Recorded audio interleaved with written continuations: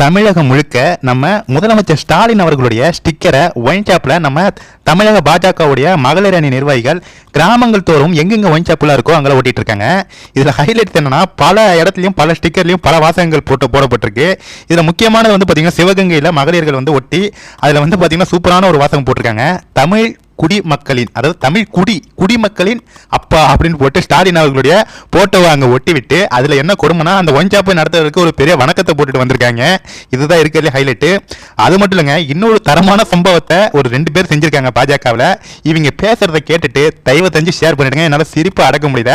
எப்பா எதுக்கோ ஸ்டிக்கர் ஓட்டுறீங்க, இதுக்கு நாங்கள் ஸ்டிக்கர் ஓட்டுறோம், இதுக்கு தானே நீங்கள் மெயினாக ஸ்டிக்கர் ஓட்டணும் அப்படின்னு சொல்லி இவங்க பண்ற அட்டகாசங்கள் வேற லெவலில். திட்டத்தின் மூலம் அமைக்கப்பட்ட பஸ் ஸ்டாப்புக்கே, சென்ட்ரல் கவர்மெண்ட் ஃபண்டில் அமைக்கப்பட்ட பஸ் ஸ்டாப்புக்கே வந்து கலைஞர் பேருந்து நிலையம்னு பேர் வச்சிருக்காங்க.